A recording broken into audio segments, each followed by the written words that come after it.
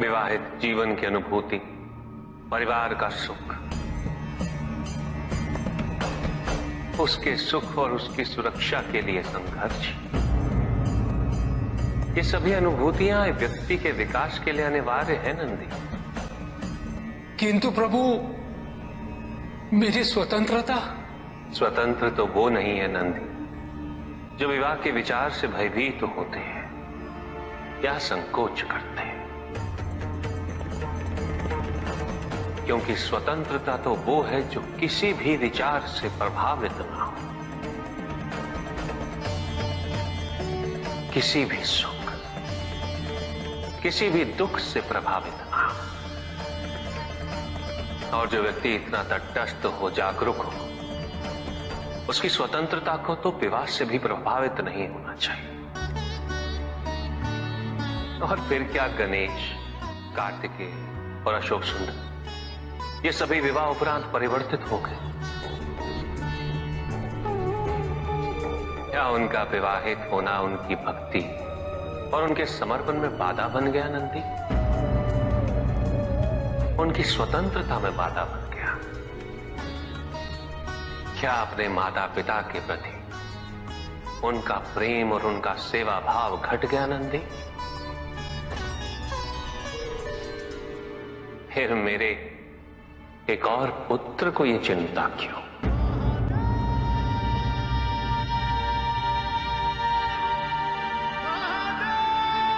ये भय क्यों नंदी?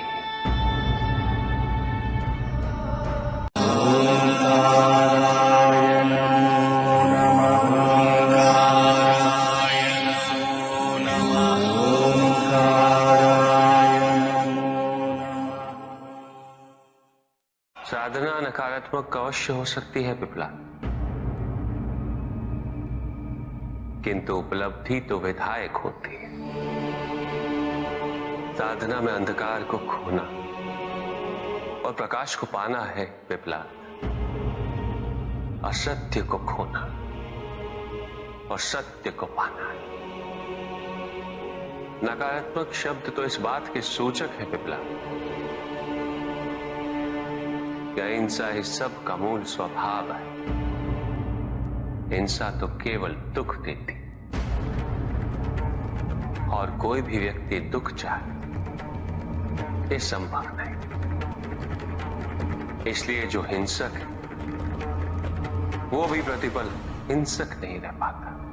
सभी के उद्धार के लिए मैं आपसे निवेदन करता हूं, भक्ति का उचित मार्ग बताए हमें, ताकि मेरी भांति दूसरा कोई भूल ना करे। भक्ति मुक्ति का आधार है पुष्पधर, और मुक्ति तो केवल समर्पण से ही संभव होगी। और समर्पण के लिए पुष्प नहीं, स्वर्ण नहीं, आभूषण भी नहीं, रत्न नहीं, धन नहीं, विधि विधान नहीं, केवल अपने मन को अर्पित करना अनिवार्य है। जानना चाहते हो पुष्पधर कि वो कौन से पुष्प हैं जो मुझे अत्यंत प्रिय है? इंद्रियों का नियंत्रण, दया, शांति, तप, क्षमा, ध्यान और सत्य। और जब कोई मेरे इन पुष्पों से आराधना करे, मैं अवश्य प्रसन्न होता हूं। भक्ति में भव्यता आवश्यक नहीं है पुष्पधर, अभी तो सरलता आवश्यक है। भक्त के लिए ये समझना अत्यंत कठिन हो जाता है, प्रायः भक्ति कब मोह में परिवर्तित हो जाती है।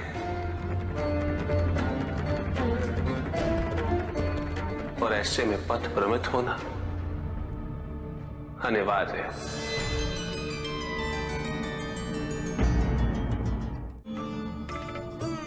इस संसार में, समाज में व्यक्ति का पद जितना ऊंचा हो, उसके कर्मों के परिणाम उसके पद के अनुपात में ही संसार को प्रभावित करते हैं।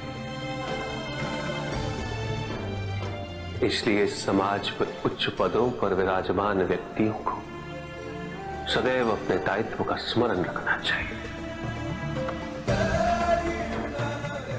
उन्हें यह स्मरण रखना चाहिए कि यदि वो अपने पद की गरिमा को क्षति पहुंचाते हैं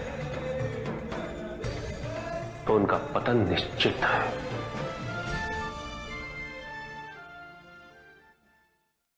एक संबंध की सफलता वो है जब शब्दों की आवश्यकता ही समाप्त हो जाए,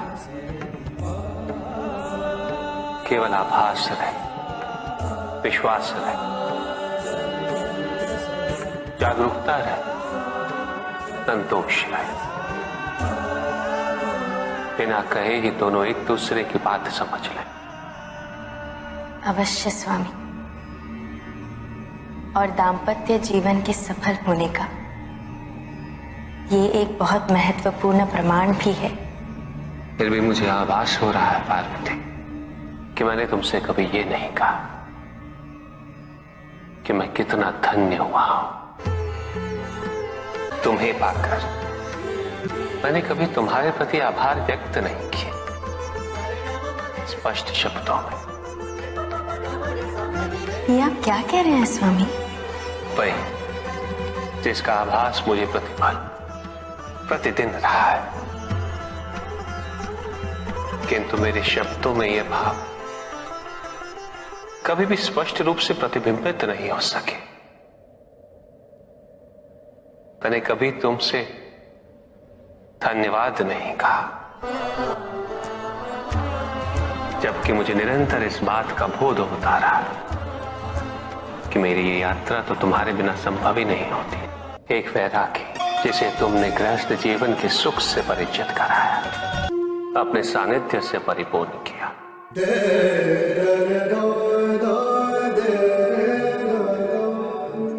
संतान का सुख दिया, पिता बनने का सुख दिया। यदि मैं पिता न बनता तो पितामह बनने का सुख कैसे प्राप्त होता? पार्वती, तुम्हारे आगमन से केवल मुझे ही नहीं, समस्त संसार को, कैलाश को एक नया अर्थ मिला है।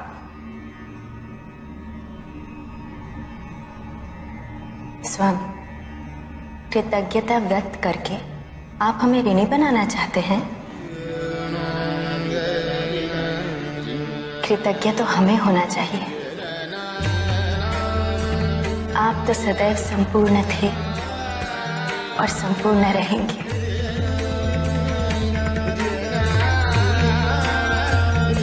इसके पश्चात आपने हमें हर रूप में स्वीकार किया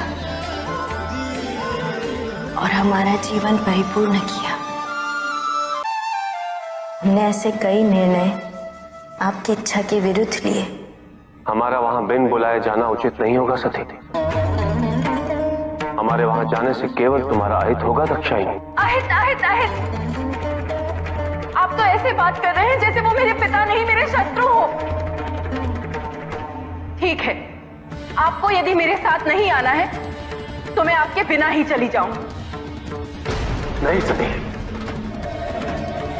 मैं कदापि तुम्हें अकेले नहीं जाने दूंगा।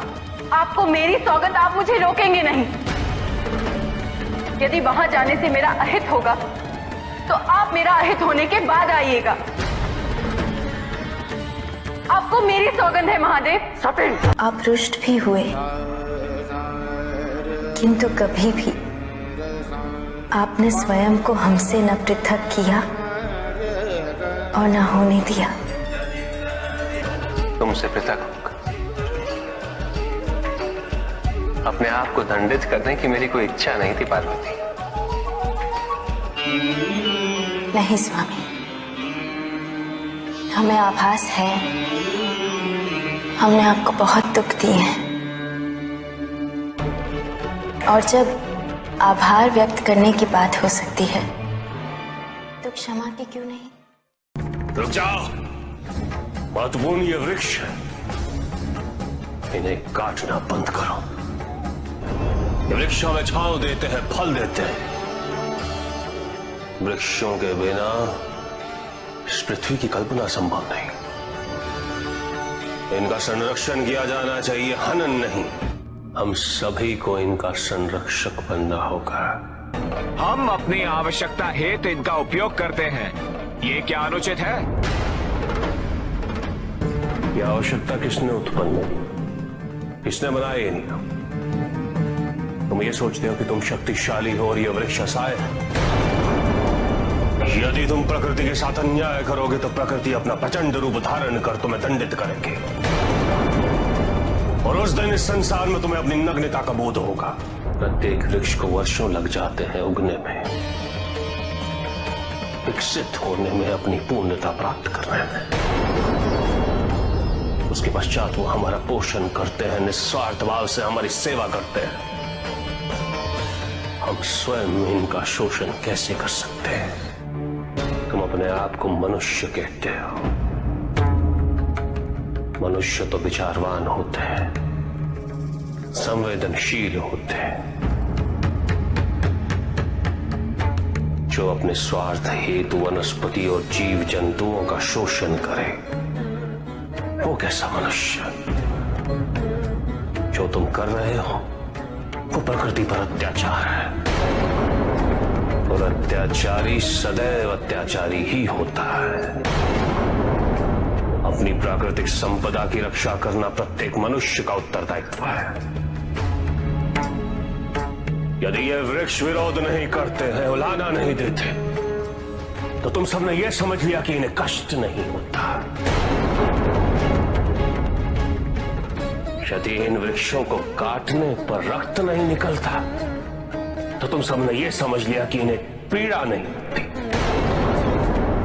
किंतु क्या कभी तुम सबने ये सोचा कि एक वृक्ष काट कर तुम प्रकृति से उसकी संतान छीन लेते? एक वृक्ष को काटकर तुम न जाने कितने ही पक्षियों से, पशुओं से उनका आश्रय छीन लेते।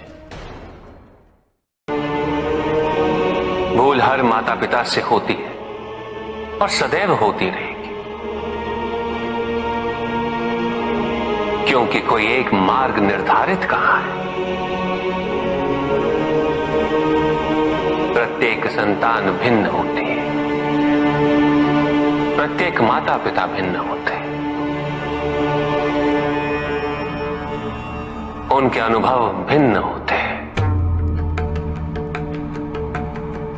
आवश्यक ये समझना है कि संतान को पोषण चाहिए, संरक्षण चाहिए, शरीर के लिए, मन के लिए, उसके आत्मसम्मान के लिए। संतान के लिए यह जानना आवश्यक है कि माता पिता को उस पर विश्वास है या नहीं, माता पिता का उसके प्रति व्यवहार कैसा है। इससे संतान अपना मूल्यांकन करती है। उन्हें सम्मान दो, उन्हें स्वतंत्रता दो, उन पे विश्वास करो। अच्छे आहार, अच्छे विचार, अच्छे संस्कारों से उनका पोषण करो। फलने दो उन्हें, विकसित होने दो, और उनके मंगल की कामना करो। संतान की जिज्ञासा को धैर्य के साथ, सही तर्क और उत्तर के साथ संबोधित करना अति आवश्यक है। यदि माता पिता ही उत्तर ना देकर क्रोधित होंगे, तो संतान की जिज्ञासा संभवतः उन्हें ऐसी दिशा में ले जा सकती है जो उचित ना हो। जन्म देना ही माता पिता का एकमात्र कर्तव्य नहीं होता। उन्हें अपनी संतान के व्यक्तित्व का सुधार भी करना होता है। सदैव माता पिता पे आश्रित रहने से संतान की उन्नति संभव नहीं होती। उसे अपना मार्ग, अपना उद्देश्य स्वयं ढूंढना होता है। और माता पिता द्वारा कभी संतान को अपना लक्ष्य प्राप्त करने से रोकना यह अनुचित है। दंड वही जो अपराधी की आपराधिक प्रवृत्ति को परिवर्तित कर उसे न्याय और धर्म का पालन करने वाला व्यक्ति बना दे। भाग्य तो स्वयं कर्मों से ही निर्धारित होता है।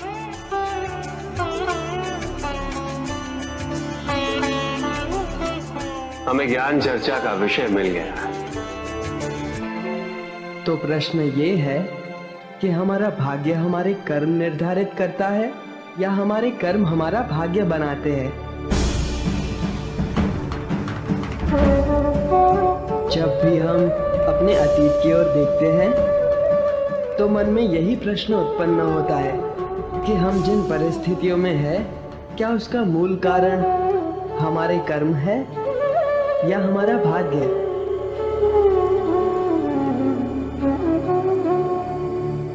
किंतु कर्म और भाग्य एक दूसरे से पृथक नहीं है, बल्कि एक दूसरे के पूरक है।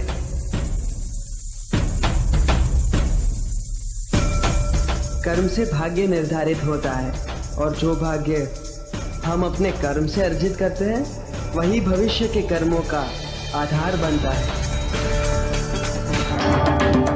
इस समय ये पंख इस सभागृह के वायु पे आश्रित है। आप सभी की श्वास इसकी दिशा परिवर्तित कर सकती है।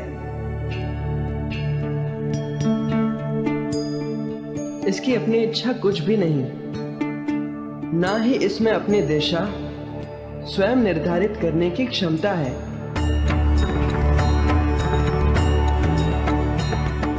उड़ते उड़ते कीचड़ में गिर जाना इस पंख का भाग्य हो सकता है, किंतु हमारे द्वारा कर्म ना करने के कारण किसी कठिन परिस्थिति से गिर जाना, इसका दोष हम केवल भाग्य को नहीं दे सकते।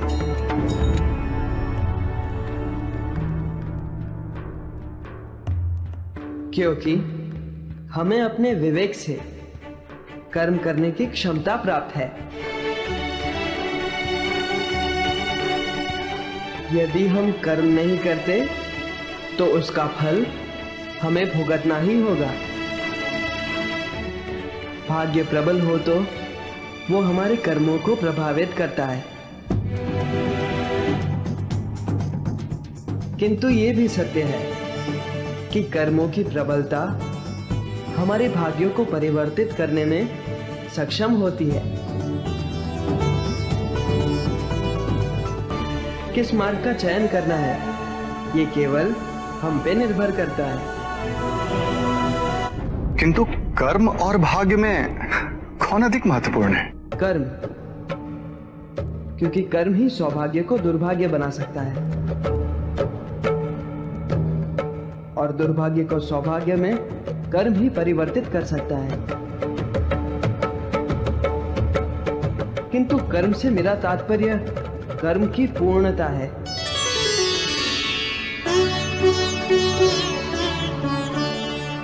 जिस प्रकार केवल जन्म देने से माता पिता का कर्म पूरा नहीं होता, अपनी संतान का पोषण करना, उसे इस योग्य बनाना कि वो संसार में आत्मनिर्भर हो सके, ये भी तो माता पिता का ही कर्म है।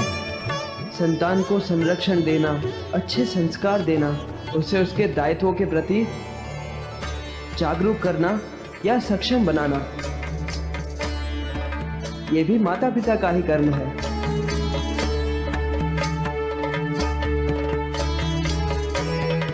कर्म को मात्र एक औपचारिकता नहीं, बल्कि धर्म समझ के उसका निर्वाह करना, यही अच्छे भाग्य का, अच्छे भविष्य का बीजारोपण करता है। श्री गणेश की, श्री गणेश की।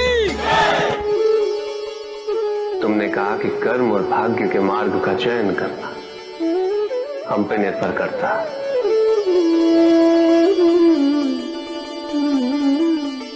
किंतु यदि कोई चयन करने का मार्ग का चुनाव ही ना करे तो क्या?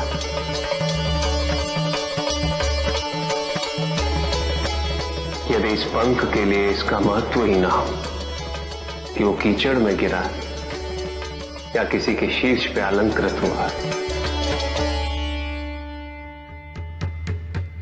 कर्म और भविष्य के मार्ग से पृथक होकर एक मार्ग और होता है।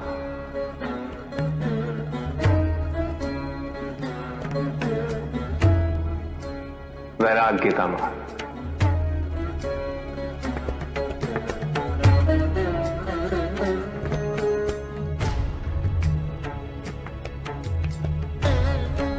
संसार अनेक युगों तक कर्म और भाग्य की प्रबलता पर विमर्श करता रहेगा और ऐसे विमर्श समाज की उन्नति में सदैव सहायक सिद्ध हो।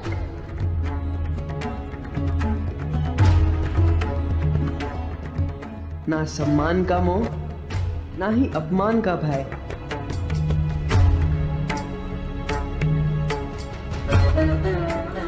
अर्थात एक ऐसी दशा जिसका होना ना होना किसी भी परिभाषा के परे है।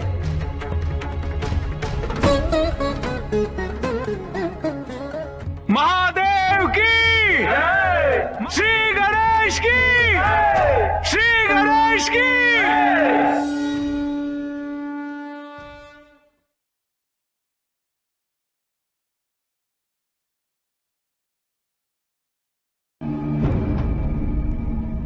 तो आप सबकी मंशा मेरे भोजन में परिवर्तन लाने की है। जी हाँ प्रभु, और इसका हमारे समक्ष ठोस कारण भी है प्रभु। विवाह उपरांत आपका जीवन सभ्य समाज की संगति में व्यतीत होने वाला है, और सभ्य समाज में अपक्व भोजन को हे दृष्टि से देखा जाता है प्रभु। इसीलिए अब आप पकवान ग्रहण करके सामाजिक जीवन का आनंद लीजिए प्रभु। आप देवतागण उस जीवन पद्धति को तिरस्कृत कर जो कि आपके अनुरूप और जो आपके अनुकूल ढल जाए, उसे आप सभ्य की संज्ञा देते है ना इंद्र? महादेव, इसे कृपया अन्यथा ना ले प्रभु, परंतु देवराज के कथन में कुछ सत्य अवश्य है। पकवान का सामूहिक रूप से ग्रहण करना यह सभ्य समाज का अभिन्न अंग है। अब आप भी इसे अपना ले तो इसमें हानि क्या है प्रभु? ऐसे भोजन से केवल हानि ही हो सकती है देवर्षि नारायण। सर्वप्रथम ऐसे भोजन के उत्पादन हेतु जो कि सभ्य समाज का भोजन है और वन्य प्रदेश का विनाश कर उसे खेतों में परिवर्तित करते हैं, जिससे उसके संरक्षित जीव जंतुओं का भी सर्वनाश होता है।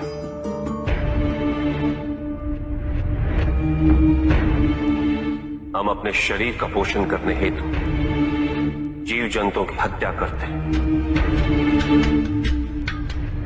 खेतोthem को सिंचित करने हेतु नदियों के प्राकृतिक बहाव को कृत्रिम साधनों से रोक देते हैं। इससे विपदा और अकाल की स्थिति उत्पन्न होने की आशंका सदैव बनी रहती है। जल जीवन का भी सर्वनाश होता है। तत्पश्चात उस अन्न को पकाने हेतु हम वृक्षों को काटकर ईंधन की आवश्यकता पूरी करते हैं।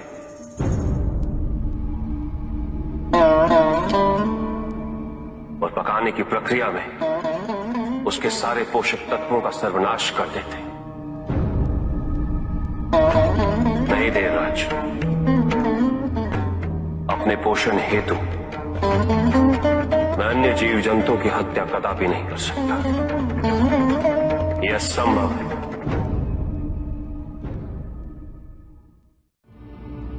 वो व्यापारी जिसके पास इस संसार में जीवन निर्वाह हेतु सब कुछ था,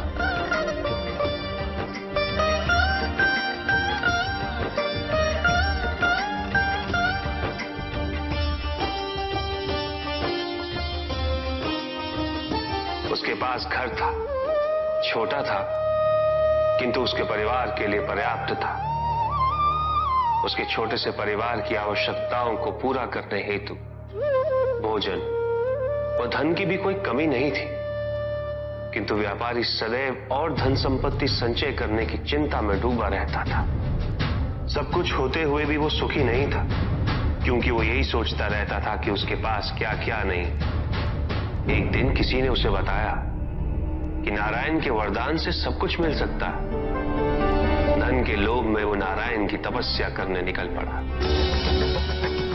ओम वैष्णवे नमः। और इस प्रकार वो कई वर्षों तक नारायण की तपस्या करता रहा। ओम वैष्णवे नमः। ओम वैष्णवे नमः। ओम वैष्णवे नमः। ओम वैष्णवे नमः। वत्स,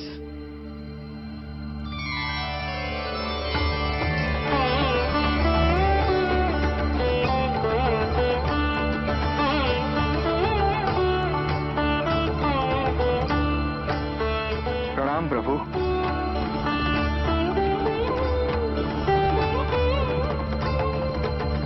मैं तुम्हारी तपस्या से प्रसन्न हूं। मांगो, क्या वरदान मांगना चाहते हो? प्रभु, प्रभु मुझे समस्त संसार की भूमि चाहिए। संसार में जितना भी धन है सब मेरा हो जाए। क्या मैं तुमसे पूछ सकता हूं, तुम्हें इतना सब कुछ क्यों चाहिए? मैं सुखी रहना चाहता हूँ प्रभु, और धन संपत्ति ही सुख का माध्यम है। किंतु संसार की परिभाषा हर किसी के लिए भिन्न होती है वत्स। कुएं में बैठे मेंढक के लिए वो उसका संसार होता है। तुम बताओ वत्स, तुम्हारे लिए संसार की क्या परिभाषा है? सब कुछ प्रभु। जो कुछ भी मुझे दिखाई दे रहा है वो सब कुछ संसार ही तो है प्रभु। उचित है, मैं तुम्हें वरदान देता हूं कि जितना भी संसार तुम अपने नेत्रों से स्वयं देख सको वो तुम्हारा होगा, किंतु जो तुम नहीं देखोगे वो तुम्हारा नहीं होगा। अब इस संसार का सबसे धनी व्यक्ति मैं बन जाऊंगा प्रभु, और सबसे सुखी भी।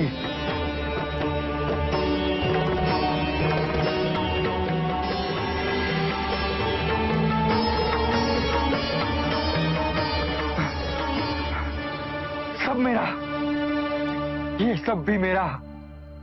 उसने सोचा यदि वो दौड़ के समस्त संसार को देख ले तो वरदान अनुसार सब उसका हो जाए। यहां से वहां, वहां से यहां वो चारों दिशाओं में भागने लगा।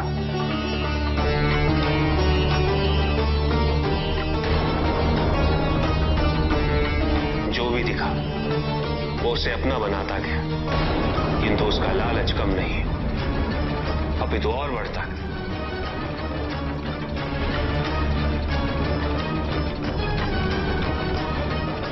निरंतर भागते रहने के कारण शीघ्र उसका शरीर उसका साथ देने में असमर्थ हो गया।